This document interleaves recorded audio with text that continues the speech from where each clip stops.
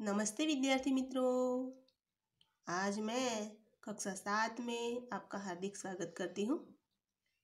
आज हम हिंदी में धरती की शान कविता पढ़ेंगे। ये जो कविता है वो कविता पंडित भरत व्यास जी ने लिखी है। ये हमारी कविता मुखपाठ है, तो आपको मुखपाठ करना है, तैयार करनी है बराबर। ये कविता जो है उस कविता में कवि ने मनुष्य को धरती की शान बताया है। अगले वीडियो में हमने आधी कविता पूर्ण की थी। अब हम आगे की कविता आगे लेते हैं, आगे पढ़ते हैं। उनसे पहले हम थोड़ा ताजा कर लेते हैं। मनुष्य को धरती की शान बताया है। धरती की शान तू भारत की संतान। कवि पंडित भरत व्यास जी ने बताया है कि हे मनुष्य, तुम तो धरती की शान हो, धरती की संतान हो। तेरी मुट्ठियों में बंद तूफान है रे। तेरी मुट्ठियों में क्या है? तूफान है, आंधी है। यानी आंधी को भी, आंधी कभी नहीं रुक सकती, आप कितनी कोशिश क्यों न करें, लेकिन आंधी को भी रोकने की ताकत तेरी मुट्ठियों में है। मनुष्य तू बड़ा महान है। यानी मनुष्य तू जो भी चाहे वो काम कर सकता है। तू जो चाहे पर्वत पहाड़ों को फोड़ दे, तू पर्वत पहाड़ों को फोड़ सकता है। नदियों के मुख को भी मोड़ दे, तो नदियों के मुख को भी तुम मोड़ सकता है। इतनी ताकत तुझ में है। तू जो चाहे माटी से अमृत निचोड़ दे, तो माटी में से अमृत निचोड़ने की ताकत मनुष्य में है। तू जो चाहे धरती को अंबर से जोड़ दे, धरती को अंबर से जोड़ने की ताकत मनुष्य में है। अमर तेरे प्राण मिला तुझको वरदान, और तुझे अमरता का प्राण मिला है। तुम मनुष्य के साथ उसको मदद करके भगवान का स्थान भी ले सकता है। तेरी आत्मा में स्वयं भगवान है रे, और ऐसा लगता है कि तेरी आत्मा में स्वयं भगवान बैठा है। मनुष्य तू बड़ा महान है। मनुष्य तू कैसा है? बड़ा महान है। यहाँ तक हमने पढ़ा था। अब हम आगे जाते हैं। नयनों में जाल, तेरी गति में भूचाल। नयन यानी चक्षु, लोचन आंखें। आंखों में क्या है? ज्वाल। आंखों में ज्वाल है। ज्वाल यानी ज्वाला।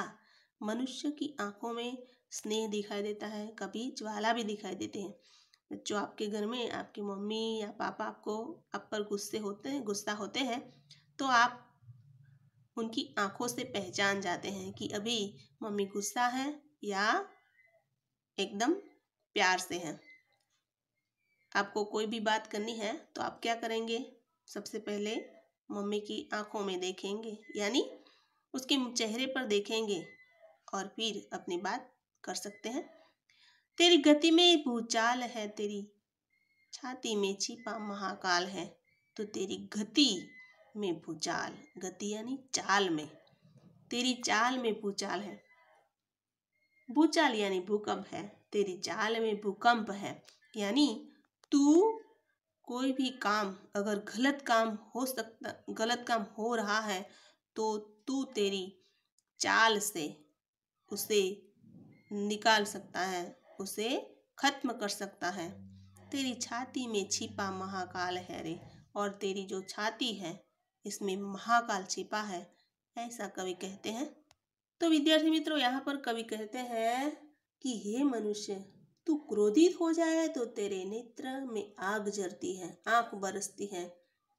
तेरी चाल में वह शक्ति है जो भूकंप में होती है। तेरी छाती में महाकाल रूपी शिव बैठा हुआ है। तू धरती के पुत्र, तेरे पास हिमालय जैसा ऊंचा दिमाग है। पृथ्वी के लाल, तेरा हिमगिरी सा भाल। भाल यानी कपाड़ यानी कपोल, तो ललाट। तो पृथ्वी के लाल, लाल यानी पृथ्वी के संतान, पृथ्वी के पुत्र, तेरी हिमगिरी सा बाल है। तेरे पास हिमालय जैसा बड़ा ऊंचा दिमाग है। ये जो सब हम वैज्ञानिक सुविधा भुगत रहे हैं, उसके पीछे मनुष्य की बुद्धि का ही काम है। यानी ये जो सब हम मोबाइल का उपयोग कर रहे हैं, टीवी का उपयोग कर रहे हैं, फिर ये जो आधुनिक पद्धति से बनाए हुए घर है, मकान है और जो भी वैज्ञानिक सुविधा है वो मनुष्य की बुद्धि का ही कमाल है। तो मनुष्य धारे काम कर सकता है, कठिन काम को भी आसान बना सकता है। तेरी छाती में छिपा महाकाल है रे, तेरी छाती में महाकाल छिपा हुआ है। पृथ्वी के लाल तेरा हिमगिरी सा बाल है। हे पृथ्वी की धरती के संतान, धरती के लाल तेरा जो भाल है वो हिमगिरी जैसा है। हिमालय जितना ऊंचा ऊंचे विचार है तेरे। तेरी भ्रुकुटी में तांडव का ताल है। तू अगर क्रोध में अपनी भौहें तिरछी कर दे तो उसका वही असर होगा जो शिव के तांडव के ताल में होता था।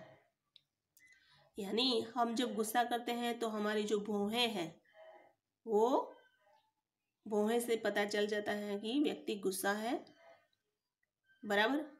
तो तू अगर चाहे यानी तू अगर क्रोध में अपनी भौहें तिरछी कर दे तो उसका वही असर होगा जो शिव के तांडव की ताल में था। शिव जब तांडव करते थे यानी बहुत गुस्सा हो जाते थे तब तांडव करते थे। हे मनुष्य, तू अपनी शक्ति को पहचान, निज को तू जान, जरा शक्ति पहचान। तू अपने आप को जान ले, यानी हम में बहुत बड़ी ताकत है, हम कोई भी काम कर सकते हैं। जरा शक्ति को पहचान, निज को तू जान, जरा शक्ति को पहचान। तेरी वाणी में युग का आह्वान है रे, मनुष्य की वाणी में युग की ललकार है। तेरी आवाज सारे युग की आवाज है। तो यहाँ पर कवि कहते हैं कि मनुष्य की वाणी में आह्वान है रे, तेरी वाणी में आह्वान है, ऐसा मनुष्य को बताया गया है। विद्यार्थी मित्रों, यहाँ पर वाणी शब्द बताया है। वाणी यानी बोली, हमारी बोली से ही सब कुछ होता है। यानी ये महाभारत का युद्ध भी द्रौपदी की बोली से ही हुआ था, बराबर। ગુજરાતીમાં કહાવત છે, ચડે પડે જ માનવી જીભ વડે। વાણીથી જ માનવીની ચડતી અને પડતી થાય। જો તમારે આદર સત્કાર જોઈતો હોય તો બીજાને પ્રેમ આપતા શીખો, બરાબર, તો જ તમને આદર સત્કાર મળે। પહેલાં એક પાઠ આવતો હતો, અમે જ્યારે ભણતા ત્યારે પાઠ આવતો, એમાં વાણી વિશે સરસ લખ્યું હતું। એમાં એક વાર્તા, એક બોધ આપ્યો હતો। એમાં એક રાજા હતો। રાજાને એક સ્વપ્ન આવ્યું અને સ્વપ્નમાં રાજાના બધા દાંત ખરી ગયા। એટલે સવારે એમણે જ્યોતિષને બોલાયા અને જ્યોતિષને કહ્યું કે આવું થવાનું કારણ શું। તો જ્યોતિષને જ્યારે બોલાવવામાં આવ્યો ત્યારે પહેલાં જ્યોતિષે કહ્યું કે રાજાજી, આ દાંત પડવા એનું કારણ એ છે કે તમારા સ્વજનો તમારી આંખો સામે તડફડતા મરશે। એટલે રાજાને ગુસ્સો આવ્યો, એટલે એ રાજાએ એ જ્યોતિષને કારાવાસમાં પૂરી દીધો। હવે રાજાએ બીજા જ્યોતિષને બોલાવ્યો। હવે બીજા જ્યોતિષને જ્યારે બોલાવવામાં આવ્યો તો બીજા જ્યોતિષે એની એ જ વાત કહી, પરંતુ તેની બોલવાની જે છટા હતી, એની જે વાણી હતી, એ વાણી પરથી રાજાએ એને સત્કાર કર્યો અને ધન સંપત્તિ, ધન વૈભવ યાની ઘણી બધી એને મુદ્રાઓ ભેટ આપી।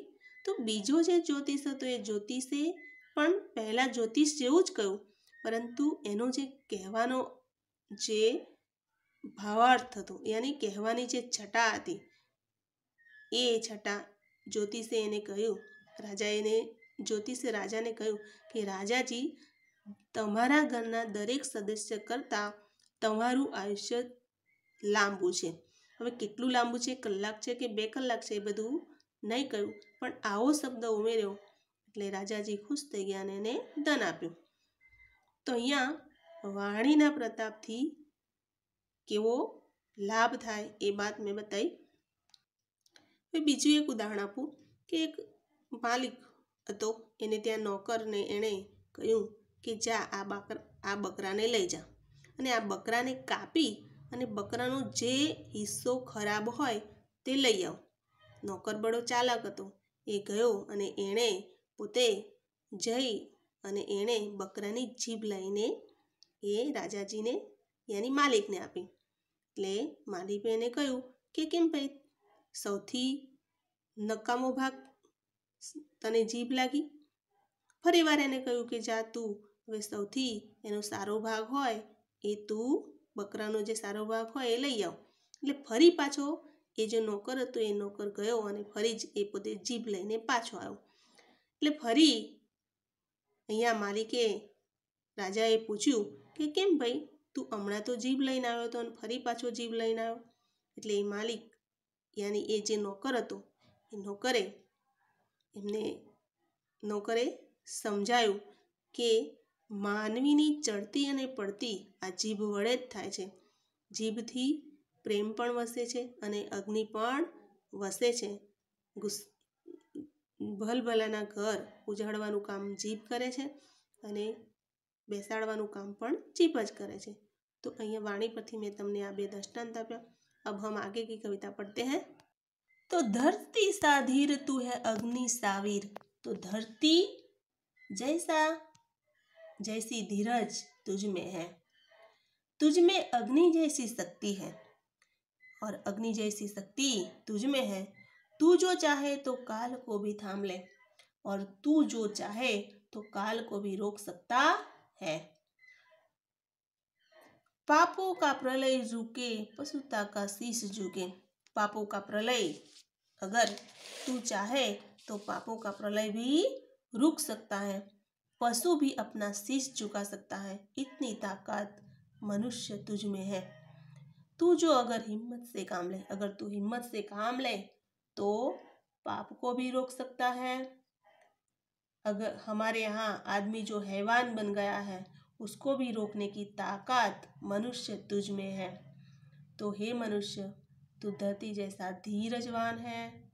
तुझ में अग्नि जैसी शक्ति है. तू चाहे तो काल को भी थाम सकता है. अगर तू हिम्मत से काम ले तो पापों की जो विलास लीला है वो भी रुक सकती है. आदमी को हैवान बनने से रोका जा सकता है. तो अगर तू हिम्मत से काम ले तो. गुरु सा मतिमान पवन सा तू गतिमान. तेरी नभ से भी ऊंची उड़ान है रे. तो गुरु से भी तू बुद्धिमान है और पवन से भी गतिमान है. पवन से गतिमान और कोई नहीं है, लेकिन यहाँ पर मनुष्य को पवन से भी गतिमान बताया गया है. गुरु से भी बुद्धिमान बताया है. मतिमान यानी बुद्धिमान. गुरु से भी बुद्धिमान मनुष्य को बताया है. तेरी नभ से भी ऊंची उड़ान है रे. और आकाश में भी तू ऊंची उड़ान पर पहुंच सकता है. आपने यहाँ पर अंतरिक्ष परी Sunita Williams, Kalpana Chawla, Neil Armstrong सब लोगों को देखा. तो मनुष्य में कितनी बड़ी ताकत है. यहाँ पर आप चित्र देख रहे हैं. एरोप्लेन है, विमान है, उनसे वो उड़ान भर सकता है और नए ग्रह पर अपना अस्तित्व स्थापित कर सकता है. ये बात यहाँ पर बताई है. फिर से एक बार हम ये जो कविता है उसे देखते हैं. तो नैनों में ज्वाल तेरी गति में भूचाल. ये मनुष्य तेरे नैनों में ज्वाल है, गति में भूचाल है और तेरी छाती में महाकाल छिपा हुआ है. तेरा जो लाल है यानी कपाल हिमगिरी सा है. तेरी भ्रुकुटी में तांडव का ताल है. यानी तेरा जो दिमाग है बहुत तेज है. अगर तू अपनी बाहें ऊंची कर दे तो शिव की तरह तांडव कर सकता है. तू अपनी शक्ति को पहचान कर अपना काम कर. तेरी वाणी में युग का आह्वान है. तेरी वाणी में युग का आह्वान है. धरती सा तू धीर है, अग्नि सा वीर है. तुझमें काल को भी थाम लेने की ताकत है. पापों का प्रलय रुके पछता का शीश झुके. अगर तू हिम्मत से काम ले तो पाप भी रुक सकते हैं, पशु भी झुक सकते हैं. यानी जो ये अत्याचार हो रहे हैं उस अत्याचारों का तू सामना कर सकता है. गुरु सा गतिमान है, मतिमान है और पवन सा तू मतिमान है, गतिमान है. गुरु सा मतिमान, मति यानी बुद्धि. गुरु से भी तू बुद्धिमान है. पवन सा गतिमान, पवन से भी तेरी गति आगे है. तेरी नभ से भी ऊंची उड़ान है रे. मनुष्य तू बड़ा महान है. तो विद्यार्थी मित्रों यहाँ पर ये जो हमारी कविता है वो कविता पूर्ण हुई. अब हम अभ्यास और स्वाध्याय की ओर आगे बढ़ते हैं। तो यहाँ पर पहला प्रश्न है, मोबाइल या डीवीडी के माध्यम से एक कविता का समूह गान करना है, व्यक्तिगत गान करना है, वो हमने किया। फिर प्रश्न है, आप क्या क्या कर सकते हैं, उसकी भी चर्चा हमने कर दी। आप जो कर सकते हैं वही बात लिखनी है। विविध क्षेत्रों में मनुष्य ने क्या क्या प्रगति की, उसकी बात भी आप अपने जरिए लिख सकते हैं। अन्य जीवों से मनुष्य कैसे महान है, तो अन्य जीवों से मनुष्य कैसे महान है, समझने की शक्ति है, उसके पास विशेष बुद्धि है, और बुद्धि के अभाव में बुद्धि की वजह से सही क्या है गलत क्या है वो पहचान सकता है। मनुष्य के पास वाणी का वरदान है। इस तरह मनुष्य अपनी भाषा की शक्ति से कोई भी बात कर सकता है। तो यहाँ पर ये सारे प्रश्न आपको आपकी नोट में लिखने हैं। फिर अगला यहाँ पर अभ्यास की ओर, बराबर। मनुष्य क्या क्या कर सकता है, तो मनुष्य पर्वत पहाड़ों को फोड़ सकता है, बराबर। फिर क्या कर सकता है, नदियों के मुख को मोड़ सकता है, मिट्टी से अमरूद निचोड़ सकता है, धरती और आकाश को जोड़ सकता है। इस प्रकार असंभव काम को संभव कर सकता है। मनुष्य यदि हिम्मत से काम ले तो क्या हो सकता है, मनुष्य यदि हिम्मत से काम ले तो धरती पर पाप कम हो सकते हैं, पाप बढ़ने से रोका जा सकता है। दुनिया में कई सारे लोग हैं जो पशुता का काम करते हैं, ऐसे लोगों को भी सबक मिल सकती है, बराबर। फिर जोड़ मिलानी है, तो मनुष्य की आत्मा में स्वयं भगवान है रे, बराबर। मनुष्य के नयनों में ज्वाल, क्या है, ज्वाल है। मनुष्य की भ्रुकुटी में तांडव का ताल है। मनुष्य की वाणी में युग का आह्वान है। मनुष्य की छाती में छिपा महाकाल है। तो इस तरह आप कविता के जरिए, कविता के माध्यम से ये जो है ये वो जोड़ मिला सकते हैं। अगला प्रश्न है, आपको सही करना है। मनुष्य चाहे तो काल को थाम ले, बराबर। मनुष्य चाहे तो धरती को अंबर से जोड़ दे। मनुष्य चाहे तो माटी से अमरूद निचोड़ दे। फिर यहाँ पर विलोम शब्द बताए गए हैं। विलोम शब्द है जैसे धरती तो आकाश, अमरूद तो विष अथवा जहर, वरदान तो अभिश्राप, ऊंचा तो नीचा, पाप पुण्य, जीवन मृत्यु, बराबर। इस तरह आप विरुद्धार्थी शब्द यहाँ पर लिखना है और फिर वाक्य में प्रयोग करना है। ये बात यहाँ पर बताई है जैसे पक्षी आकाश में उड़ रहे हैं। अब यहाँ पर शब्दकोश है। शब्दकोश मैंने आपको सिखाया था। सबसे पहले क्या करेंगे हम, स्वर वाले व्यंजन, स्वर और व्यंजन, बराबर, उनमें से स्वर वाले शब्द पहले लिखेंगे। जैसे पहला यहाँ पर स्वर क्या है, आईना, बराबर। तो इस तरह स्वर वाले शब्द लिखेंगे, फिर व्यंजन वाले शब्द। तो यहाँ पर आपको शब्दकोश के क्रम में लिखना है, बराबर। यहाँ पर हमारी कविता स्वाध्याय अभ्यास पूर्ण हुआ। ये जो शब्दार्थ है वो शब्दार्थ आपको आपकी जो नोटबुक है उसमें लिखने हैं। फिर ये जो कविता है उस कविता को तैयार भी करना है।